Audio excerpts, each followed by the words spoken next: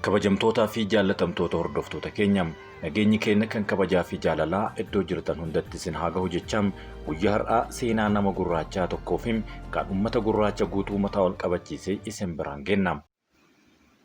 Seenaa Ameerikaa keessatti gameessi akka fakkeenyaatti ka'u Maartin Luuter King bara 1961 BBC waliin gaaffii fi deebii wayita taasisetti akkas jedhe dubbate. Gabaabumatti hojiin kiyya Ameerikaan yaada ajaa'ibaa akka qabduu fi sanaafis jiraachuu akka qabdu itti himuudha jedhe. Falmaa mirga dhala namaa kana ilaalchisee jetteen hedduutu jira, garuu seenaan dhugaa isaa maali kan jedhu har'a isin biraan geenna. Lubni amantii Dr. Maartin Luuter King namni tokko osoo qormaata barbaachisu keessa hin darbin ga'ee fakkeenyummaa fudhachuu hin danda'u jedhama. Fakkeenyummaan salphaa miti jechuun sagantaa fuulaa fi fuulatti BBC waliin taasise keessatti deebiseera. Sagantaan kunis face to face jedhamee beekama. Gaaffii fi deebiin kun warraaqsa mirga dhala namaaf taasifamu keessatti taateewwan murteessoo ta'an lama gidduutti geggeeffame. Erga lagannaan awutoobisii Montgomery Kingin durfamu guyyoota 381 geggeeffameen waggaa 6 booda waraabame. Kingii fi namoonni inni dursu lagannaa kana erga Rosa Parks awutoobisii keessatti nama adii jalaa ka'uu diddeetii kan ta'edha.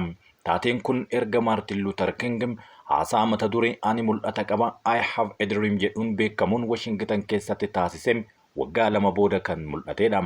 Maartin Luuter King jaarraa 20ffaa gara giddu galeessaa keessa falmaa mirga dhala namaaf taasifamu keessatti nama fakkeenya guddaa ta'edha.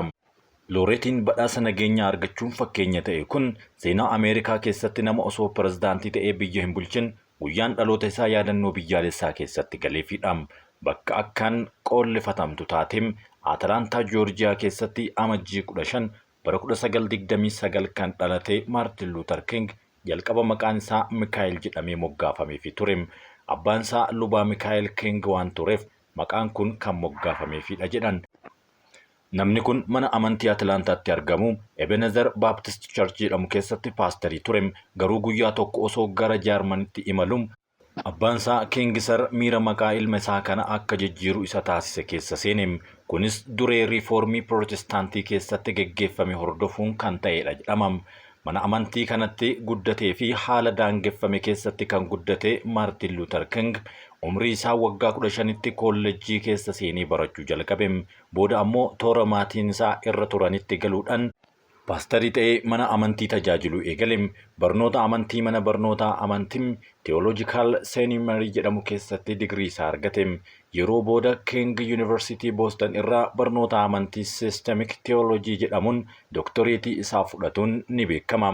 Akkamiin akka gara bulchiinsaatti dhufee fi falmaa mirga dhala namaa ta'uu akka danda'e anaafiyyuu hin galle jedha King. Duudhaan Maartin Luuter King xaxaa siyaasaa Ameerikaa keessatti gahee olaanaa taphate. Haasaan isaa ani mul'ata qaba I have a dream jedhamullee kan Ameerikaatti beekamedha. Ameerikaanonni yaada gabbataa akka qabanii fi ittis jiraachuu akka qaban itti himuun hojiin isaa ijoo ta'uun kan himu Maartin Luuter King rakkoof ta'uuf kun lammiileen Ameerikaa hedduun itti hojjetanii qofa furama jechuun dubbatama. Sababa sanyummaa fi bifaan qoqqoodinsa namoomaa gidduu jiru yoo haqame rakkoon jiru hunduu ni haqama jedhee amanama. Garuu hanga ammaa rakkoon kun Ameerikaa keessatti iddoowwan garaagaraa keessatti hulluuqee argamaa jira. Maartin Luuter Kingiif gaaffii fi deebii bara 1961 BBC waliin sagantaa face to face keessatti lammiileen Ameerikaa gurraachonni Ameerikaa hedduun ammallee rakkoo diinagdee fi hawaasummaa keessatti qoollifatamuudhaan walqabatee jiru waldhaansoo qabaa jiru jechuun dubbateera. Har'a intala isaa Dr. Barnes King qormaata abbaan ishee tursiisaa turetti walii galti. Haadha seeraa fi ministeera taatee akka hojjettuuf kan karaa ishee saaqe yookaan kan daandii ishee bal'ise qabsoo abbaa ishee ta'uu dubbatti. Dhala namaa fi namummaa qajeellotti hubachuu irratti dandeettii addaa kan qabdu ta'uun ni himama. Dubbii qalbii namaa cabsee seenuu fi gara milkaa'inaatti nama oofu dhiheessuun fakkeenyummaa nama qabuudha jechuun abbaa ishee leellisti.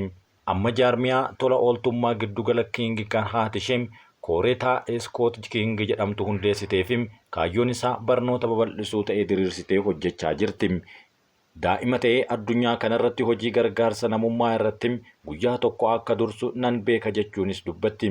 Wayita abbaan ishee Memphis Tennessee keessatti ajjeefamu Barnes King umriin ishee ganaa waggaa 5dha.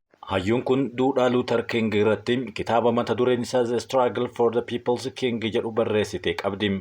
Kitaabni kun duudhaan Maartin Luuter King waggoota 40f akkamiin garmalee akka hubatameefi karaa dabaan akka hojiirra oole kan xiinxalluudha.